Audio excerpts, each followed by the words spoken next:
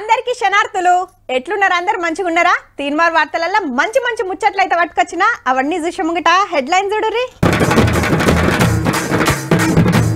మెట్రోకు అడ్డం పడితే నగర బహిష్కరణే కుట్రలు చేస్తున్నారని ముఖ్యమంత్రి వార్నింగ్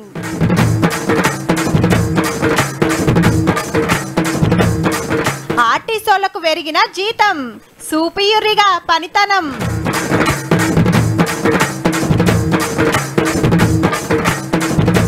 ఒక్కటిగా కొట్లాడతలేరు ముగ్గురు ఓటమితో ఆగమాగముంది కారు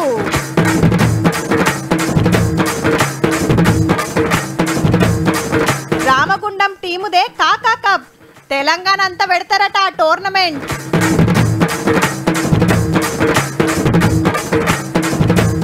బీజేపీ తోటి రెండు పార్టీల పొత్తు ఇక వైసీపీని చేస్తారట చిత్తు చిత్తు వామ్మో హైదరాబాద్ లా కోటి బండ్లు తిరుగుతున్నాయటుల్లా గింతగనం రోడ్ల మీదకి వస్తే ఇక ట్రాఫిక్ జామ్ కాకుంటే ఏమైతుంది రోడ్లు పెద్దగా చేసినా మెట్రో రైలు వచ్చినా అస్సలు చాలతలేవబ్బా అట్లాని ఊకుంటే కాదు కదా అందుకే కొత్త రూట్ల మెట్రో రైలు పట్టాలు కొత్త ఫ్లైఓవర్లు పెద్ద పెద్ద ఎలివేటెడ్ కారిడార్లు కడుతున్నారు కట్టుడు ఓడిసిన ఒకటి ఓపెన్ అయ్యింది ఇయాల బైరమ్మల్ కూడా ఫ్లైఓవర్ ఓపెన్ అయ్యింది 148 కోట్లతోటి దగ్గర 2 కిలోమీటర్ల దూరం ఉంటది అటు ఎల్బీ నగర్ చింతలకుంట ఇటు ఐఎస్ఆదను కర్మన్ ఘట్ రూట్ లో తిరిగేటోళ్ళకి మస్తు ఫాయిదా అయినట్టే సీఎం సారు మంత్రులు వచ్చారు BRS local MLA Suddi Reddy sir గిట్లా అన్నాడు నేను అనుకున్నా మరి పార్లమెంట్ ఎన్నికలు అయిపోయినాక ఇది ఇనాగ్రేషన్ కాదేమో అనుకున్నా కానీ ప్రజలకు ఇబ్బంది కలుగుతున్న ఉద్దేశంతో ఎలక్షన్ కమిషన్ ని పర్మిషన్ తీసుకొని ఈ రోజు ఇది ప్రజలకు అందిస్తానికి వచ్చిన ముఖ్యమంత్రి గారికి మరొకసారి ప్రత్యేకంగా ధన్యవాదాలు తెలుపుకుంటా ఉన్నాం మొన్నటిదాకా లోకల్ ఎంపీ రేవంత్ రెడ్డి సారే ఈడ కొత్త రూట్లలో మెట్రో పట్టాలు వేస్తున్నాం మూసీ నదిలో మురికిని తీసేస్తామని మాట ఇచ్చిండు 100 ఏళ్లకు సరిపోయేటట్టు సిటీని డెవలప్ చేస్తాము అన్నాడు రేవంత్ రెడ్డి సారు వైబ్రెంట్ తెలంగాణ 2050 పేరు మీద మెగా మాస్టర్ ప్లాన్ మొత్తం తెలంగాణకు తయారు చేసి ఔటర్ రింగ్ రోడ్డు లోపల ఉన్న హైదరాబాద్ ను అర్బన్ తెలంగాణగా ఔటర్ రింగ్ రోడ్డు నుంచి రీజనల్ రింగ్ రోడ్డు వరకు ఉన్న తెలంగాణను సబర్బన్ తెలంగాణగా రీజనల్ రింగ్ రోడ్డు నుంచి తెలంగాణ సరిహద్దుల వరకు రూరల్ తెలంగాణగా 3 విభాగాలుగా విభజించి పాత బస్తీకి మెట్రో రైలు పట్టాలు వరిచే కార్యం నిన్ననే సురువు చేస్తే కొందరు అడ్డం పడుతున్నట్టు అప్పుడే ఒక ఆయన కాళ్ళలో కట్టబెట్టి ఆయన ఢిల్లీకి చెప్పిండంట ఇప్పుడు అది ఆపండి అని చెప్పి వాళ్ళు అంటున్నారు ఇట్లాంటి పనులు చేసే వాళ్లకు హైదరాబాద్ నగర బహిష్కరణ శిక్ష విధించాల్సి వస్తుంది కీడికెళ్లి పోయి ఉప్పల్ నల్ల చెరువు కాడ మురికి నీళ్లు శుద్ధి చేసే ప్లాంట్ ను సురువు చేసినాక కండ్లకోయ దగ్గర ఎలివేటెడ్ డబుల్ డెక్కర్ కారిడార్ పనులకు భూమి పూజలు జరిగినాయి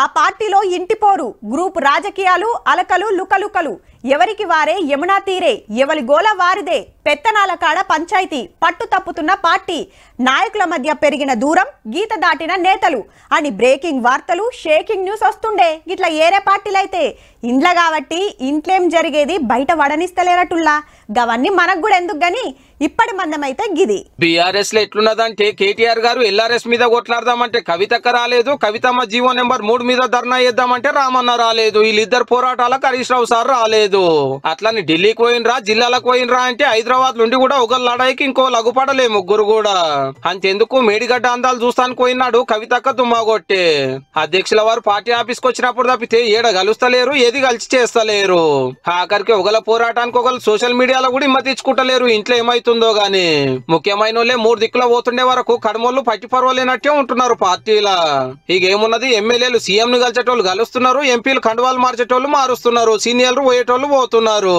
అసెంబ్లీలో ఒక పారే 115 టికెట్లు వంచిన వాళ్ళు ఇప్పుడు 15 టికెట్లు ఇస్తానికే కింద మీద అవుతున్నారు అప్పుడిద్దరు ఇప్పుడిద్దరు అనుకుంటా ఇదే ఇచ్చిరు ఇప్పటిదాకా పార్టీల పరిస్థితి ఎట్లనో ఉన్నదని పోటీకి సిట్టింగులు నై అంటున్నారు సీనియర్లు అమ్మో అంటున్నారు ఒక్క మాట మీద నిలబడి ఒక్క బాటలో నడుస్తారనే పేరున్న బీఆర్ఎస్ పార్టీలా ఒక్క ఓటమితోటి గిట్లున్నది పరిస్థితి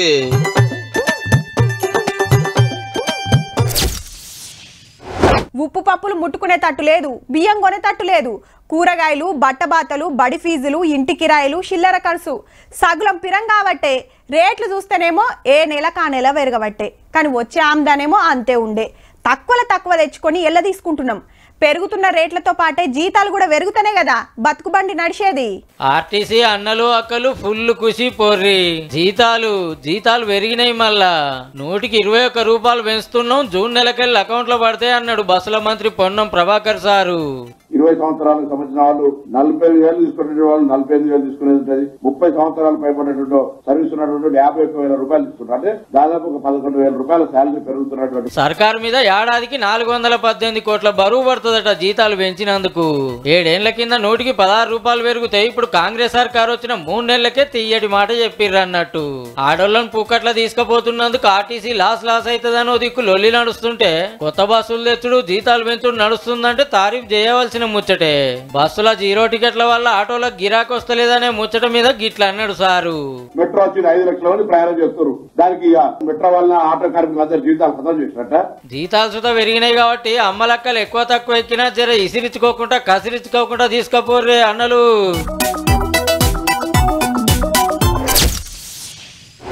ధర్మశాలలా మనోళ్ళు దంచిరబ్బా. 5 రోజులు ఆడేదుండే 3 రోజులకే ఖతం చేసిండ్రు. ఇంగ్లాండ్ ఆటగాళ్లకు మన బౌలర్లు సుక్కలు చూపించి రప్ప బయటికి పంపిర్రు మైదానంకెళ్ళి. మళ్ళా బ్యాటింగ్ లెసుతా జోరుండే ఇండియాదే. హీగేముంది, ఇంగ్లాండ్ మీద అల్కగా గెలిచింది మన క్రికెట్ టీము. కానీ ఆ టీంలో ఆడాలంటే ఉత్తగానే అవుతుందా? ఎంకరేజ్మెంట్ కావాలి మొదలు. పల్లెలుండే ఆటగాళ్లను ఆడికి పంపించే గొప్ప కార్యమే ఇగో ఇది. కాకా క్రికెట్ కప్ ను రామగుండం టీం గెలిచింది. ఉత్త కప్పే కాదు, 3 లక్షల రూపాయలు కూడా. ఫైనల్లో ఉన్న చెన్నూరు టీం కు కప్పు 2 లక్షల రూపాయలు. మంత్రులు Ponnam Prabhakar sir, Ponguleti Srinivas Reddy sir, Chennur MLA Vivek sir, Bellampalli MLA Vinod sir వచ్చి ఆటగాళ్లను ఎంకరేజ్ చేసిండ్రు. కాకా లెగసీతో పాటుగా క్రీడలను ప్రోత్సహించే యొక్క సాంప్రదాయాన్ని మరింతగా విస్తరింపజేసి రాష్ట్ర స్థాయి పోటీలను నిర్వహించేదాకా తీసుకుపోవాలని కోరుతూ పెద్దపల్లి పార్లమెంట్ నియోజకవర్గంలో కాకా పేరు మీద Visakha company joint director Congress young leader గడ్డం వంశీ సార్ పెట్టించండి ఈ పోటీలో. యువతని ప్రోత్సహించాలన్నదే రాహుల్ గాంధీ గారి ఆలోచన. భగవంతుడు దీవిస్తే, హైకమాండ్ ఆదేశిస్తే రేపు తప్పకుండా పార్లమెంటులో పెద్దపల్లిలో మిత్రుడు కొట్లాడటానికి అవకాశం ఉందని కూడా. అంటే పెద్దపల్లి ఎంపీ టికెట్ వంశీ సార్కే ఇచ్చే కోపు కోరుతుందట. నెల రోజుల కాంచెలి 45 టీంలు ఆడితే చెన్నూరు రామగుండం ఫైనల్ కు వచ్చినాయి. తోపు క్రికెటర్లు ఆడే హైదరాబాద్ ఎల్బీ స్టేడియం లో మేము ఫైనల్ మ్యాచ్ ఆడుతున్నామని మనోళ్ళది ఒక మురిపం కాదు. డిస్ట్రిక్ట్ వైజ్ ప్లేయర్స్ ని ఎంకరేజ్ చేసి మంచి ప్లేయర్స్ బయటకు వచ్చి డెఫినెట్లీ పెద్దపల్లి నుంచి ఒక ప్లేయర్ ఇండియా క్రికెట్ టీంలో సెలెక్ట్ అవుతాయని చెప్పి ఆశతోటి ఇట్లాంటి స్పోర్టింగ్ ఈవెంట్స్ పెట్టడం జరిగింది. 20 ఓవర్ల ఆటల ఫస్ట్ చెన్నూరు వాళ్ళు బ్యాటింగ్ చేసి 84 రన్లకే అందరూ అవుట్ అయ్యిండ్రు.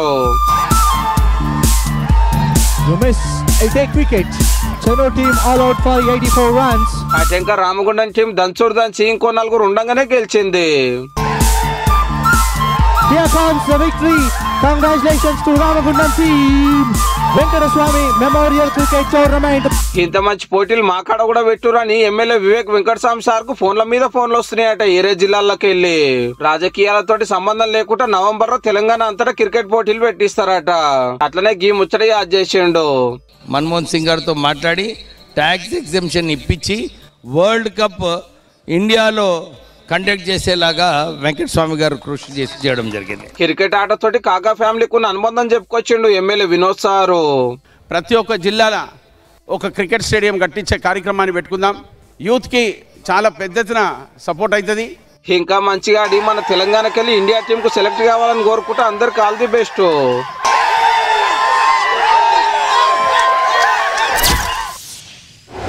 ఎంఐఎం అంటే 7 సీట్లు, 7 సీట్లు అంటే ఎంఐఎం అని బండ గుర్తయిపోయింది పోర్రి. హౌమల్లా అప్పుడు అఖండ ఆంధ్రప్రదేశ్ అయినా ఇప్పుడు తెలంగాణ రాష్ట్రమైనా పతంగి పార్టీ గెలిచేది 7 సీట్లు, అది కూడా ఓల్డ్ సిటీలనే. అదేందో గాని దేశమంతా పోటీ చేస్తారు. ఆ పాత బస్తీ దాటైతే మన కాడ నిలబడరు. సరే, దీని గురించి మళ్ళో నాడు వివరంగా చెప్పుకుందాం గానీ ఇప్పటికైతే గీ వార్త చూడుర్రి. 6 నెలల్లో పడిపోతుంది, ఏడాది కూడా ఉండదు, ఎక్కువ రోజులు నిలబడది, సర్కారు కూలిపోతుందని కాంగ్రెస్ గెలిచిన కాంచెల్లి ఇటు బీజేపీ అటు బీఆర్ఎస్ దినాం శాపాలు పెట్టుడే. ఆఖరికి పక్క రాష్ట్రం పార్టీది కూడా ఇదే కథ. మరి మన మజ్లిస్ సంగతి ఏందో కూడా తెలవాలి కదా.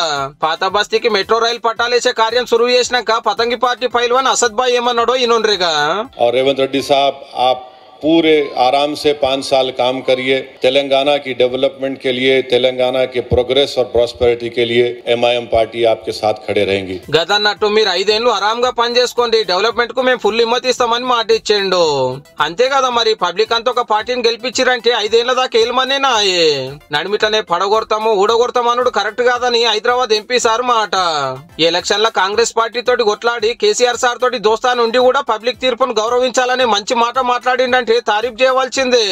దబ్బ మెట్రో రైలు మా ఓల్డ్ సిటీకి పట్టుకరా, ఫస్ట్ ఇద్దరం కూకొని పోదాము అనుకొచ్చిండు.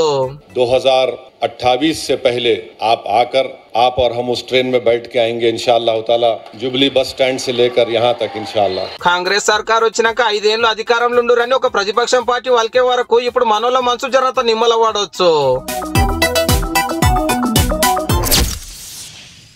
పొద్దున లేవంగానే వంటరలా మిక్సీ ఆన్ చేస్తాం, పోరలు లొల్లి వేస్తే ఎమ్మటే టీవీ పెడతాం, ఉబ్బరిస్తుందంటే ఫ్యాన్ కట్కేస్తాం, కూలర్ పెడతాం, ఇస్త్రీ పెట్టబెట్టి బట్టలు ఐరన్ చేసుకుంటాం, ఫ్రిడ్జ్లోకి వెళ్ళి చల్లటి నీళ్లు తీసుకొని తాగుతాం, వాషింగ్ మిషన్లో బట్టలు వేస్తాం, పొద్దుముక కరెంటు బుగ్గలు పెట్టుకుంటాం. చాలా మటుకు ఇండ్లల్లో దినం వాడేటియే, ఏ ఒక్కటి లేకున్నా పని నడవది. మరి ఇవన్నీ నడవాలంటే కరెంటు కావాలి. కాంగ్రెస్ వస్తే కరెంటు పోతుంది, సిమ్మ చీకటి అవుతుంది అన్నోళ్ళు జర మంచిగినాలకి ముచ్చట. 15,623 megawatts. కాదన్నట్టు తెలంగాణలో ఎన్నడు వాడనంత కరెంట్ ఆడకం చేసిండ్రట నిన్న. 10 ఏళ్లలో ఇదే రికార్డు అని చిన్న సీఎం బట్టి సారే చెప్పిండు. కుద్దు ఎండలు ముద్ర పట్టే రాత్రి శివరాత్రి జాగారాలు ఉండిరి, అట్లా కొంత పెరిగినట్టుంది. రేపు ఇంకింత అక్కర పడ్డా సరిపోనియాలని ఆర్డర్ వేసిండు ఆఫీసర్లకు. అట్లనే 200 యూనిట్ల లోపు కాల్సిన వాళ్ళు 40,33,000 మందికి జీరో బిల్లులు కొట్టిండ్రట. గట్లనే ఎవరికన్నా బిల్లు వస్తే పొరపాటున బిల్లు వస్తే కూడా బిల్లు కట్టాల్సిన అవసరం లేదు. దయచేసి ఆ అధికారి దగ్గరికి వెళ్ళి అప్లికేషన్ ఫిల్ చేసి నెంబర్ కరెక్ట్ గా ఎంట్రీ చేస్తే మళ్ళీ అది ఆటోమేటిక్ గా అప్డేట్ అవుతుంది. పొట్టు కరెంటు వాడుతుంటే జీరో బిల్లులు వస్తుంటే బీఆర్ఎస్ పార్టీ వాళ్ళేమో కరెంటే వస్తలేదనుడే గమ్మతుంది పోర్రి.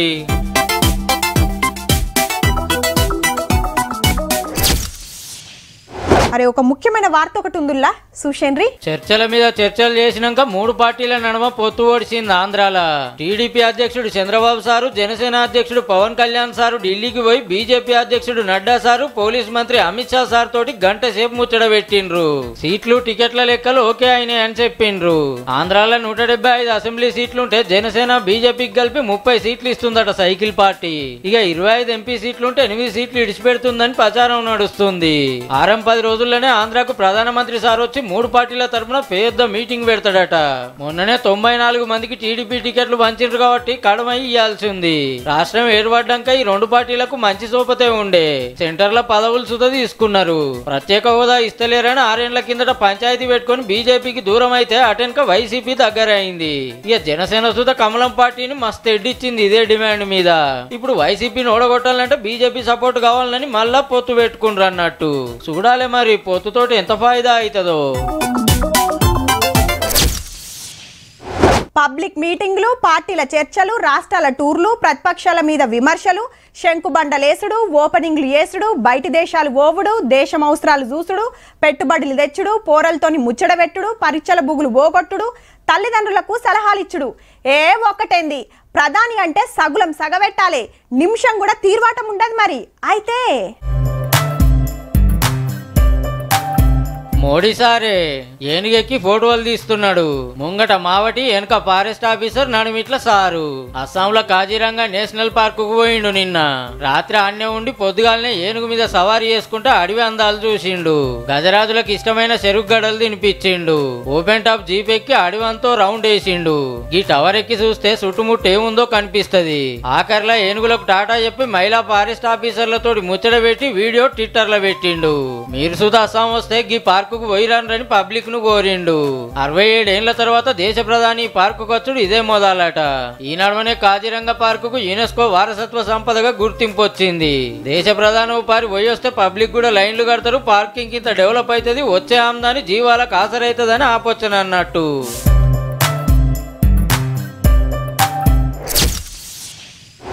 అప్పుడే కూర్పట్లు పడుతున్నట్టున్నారు కదా. నిన్నంతా ఒక్క పొద్దులు రాత్రికి జాగారం ఉండిరు. మరి సర్కార్ నౌకరు చేస్తోళ్ళకైతే ఇవాళ సెలవు ఇచ్చిండ్రు. ఇక పవేటోళ్ళు ఎప్పట్లెక్కనే డ్యూటీలకు పోవాల్సిందేనాయే. జన్మకో శివరాత్రి అంటారు కాబట్టి శివయ్యకు ఒక్క పొద్దుండి జాగారం చేస్తే మంచిదని భక్తుల నమ్మిక. మరి చూద్దాం పాండ్రి రాత్రి గుల్లకాడ ఏం జరిగిందో.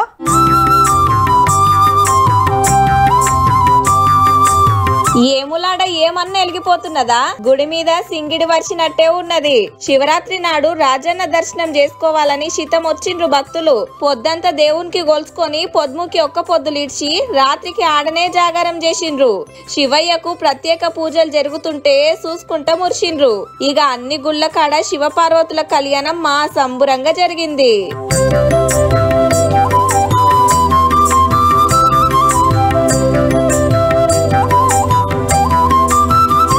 సర్కార్ తరపున పట్టుబట్టలు తెచ్చిండ్రు మంత్రులు. దేవుళ్ళ పాటలు భజనలు కీర్తనలు ఇనుకుంటా భక్తులు జాగారం ఉన్నారు. కొమరెల్లి మల్లన్నకు పెద్ద పట్నాలు పరిచిండ్రు. ఏందయ్యా కుర్చీలో కూర్చున్నందుకు సర్కార్ జీతం ఇస్తుంది, నీకు పని చేస్తానికి నువ్వు పైసలు ఇవ్వాలి అని బాగా చెప్తా అడిగే జమానా ఇది. గవర్నమెంట్ ఆఫీసులలో ప్రతి పనికి ఓ రేటు ఉంటది. మరి లంచం లేనిదే పని కాదని బుడ్డ పొరగలను అడిగినా చెప్తారు. కాకుంటే కొందరు వచ్చిన మనిషిని బట్టి జరంతా వెనకకు తగ్గుతారు. కానీ కొందరు అట్లుండరుల్లో అన్నంత చదివియాల్సిందే. నోట్లు తీసుకొని దెబ్బ లెక్క పెడుతున్నాడు. లంచం పైకమే ఇచ్చింది ఆర్మీ జవాను అశోక్ రెడ్డి అన్న, తీసుకున్నది రంగారెడ్డి జిల్లా కొందూరుకు తహసీల్దార్ ఆఫీస్ లా రికార్డ్ అసిస్టెంట్లు. జవాన్ అని చెప్పినా లంచం తీసుకున్నారు. మరి పోయిన జనవరిలా భూమి పాత పహానీలు కావాలని తహసీల్దార్ ఆఫీస్ కు పోతే 30,000 అడిగిండ్రట. 4,000 ఇస్తా అని జవాను, మొత్తం ఇస్తేనే పని అవుతుందని ఇల్లు. మొదలు 10,000, 2 రోజుల తర్వాత ఫోన్ పేల 9,000 కడిమై క్యాష్ ఇచ్చిండు. అయితే ఇంతల్నే కాశ్మీర్ లో డ్యూటీ పడే వరకు వెళ్లిపోయిండు. లంచాల కోసం ఎట్లెట్లా సతాయించింది సెల్ఫీ వీడియోలా రికార్డ్ చేసి ఇప్పుడు బయటకిడిచిండు. నేను దొంగ డాక్యుమెంట్లు అడగట్లేదు కదా అని కూడా చెప్పిన. చెప్తే లేదన్నా మా డబ్బులు మేమేం తీసుకోము, ఎంఆర్ఓ గారికి అండ్ డిప్యూటీ ఎంఆర్ఓ గారికి ఇవ్వాల్సి వస్తుంది, మాకు కాదు అమౌంట్ అని చెప్పాడు. నేను నెల రోజుల సంధి లీవ్లున్నా, లంచం ముంచట నాకు తెలియదు అంటున్నాడట ఎంఆర్ఓ సారు. జవాన్ దగ్గరనే గిట్ల పైసలు గుంజుతే ఇక రైతుల కాడ ఎంత కమాయిస్తున్నారో. డబ్బులు ఎవ్వరికి ఊకనే రావంటారు, కానీ కొందరికి పువ్వుల్లో పెట్టి తీసుకువయిస్తుంటారు. అట్లని వాళ్ళకి బాకీ ఉన్నారని కాదు, వాళ్ళకి ఇల్లు ఎవరో తెలియకుండా ఎంత అంటే అంత ముట్ట చెప్తారు. అదే తెలిసిన వాళ్ళు ఎవరన్నా ఓ 10,000 అప్పు కావాలని అడిగితే మాకే తిప్పలుందని వంకలు చెప్తారు. కానీ మందిని ముంచడానికి ఏడనన్నా ట్రైనింగ్ తీసుకొని వస్తారో లేదంటే చిన్నప్పటికెంచే ఆ టాలెంట్ ఉంటుందో గానీ కొందరైతే మనుషులను ఉత్తగాని నమ్మించి నున్నగా గుండ్లు కొడుతుంటారు. ఇగో గిట్లా ఉత్తమ ప్రేమికులంటే ఈలేపో. పోలీస్ స్టేషన్ కట్టి పోలీస్ జాబులు ఇప్పిస్తామని ఆంధ్ర విశాఖలో 30 మంది తన 3 కోట్లు గుంజిండ్రట. అంటే మనిషి 10 లక్షలు చదివిచ్చిండ్రు అన్నట్టు. పలానా స్టేషన్ లో పనిచేస్తాం, ఇద్దరం ఎస్ఐలం అని కాకి డ్రెస్ లో ఫోటోలు దిగి ఉత్తి ఐడి కార్డులు చూపిస్తారు. డిపార్ట్మెంట్ లో మాకు మంచి పతారు ఉంది, పెద్ద సార్లకు మేము ఎంత చెప్తాంత అని నమ్మిస్తారు. పైసలు కడితే పోలీస్ యూనిఫామ్ వేసుకోవచ్చు అని ఉబ్బిస్తారు. నమ్మినోళ్ళకి గుండ్లు కొట్టి అవతల పడతారు. జాబులు రానోళ్ళు కంప్లైంట్ ఇస్తే ఆడికెళ్ళి తప్పించుకొని పట్నం వచ్చిండ్రట. దేవులాడ అరెస్ట్ చేసిండ్రు. మునుపు ఏం కథలు పడ్డ రోజుతో ఎంక్వైరీ చేస్తున్నారు. పరీక్షలు లేకుండానే జాబులు ఇస్తామంటే అట్లెట్లా నమ్మిండ్రో గానీ ఫేక్ పోలీస్ డ్రామా అయితే ఖతర్నాక్ నడిపిండ్రు పో. నమ్మేటోళ్ళు ఉంటే ముంచేటోళ్ళు ఉంటారు. మరి చూసిండ్రు కదా. ఇక ఇయాల్టి తీన్మార్ వార్తలు ఉంటామల్లా. నమస్తే.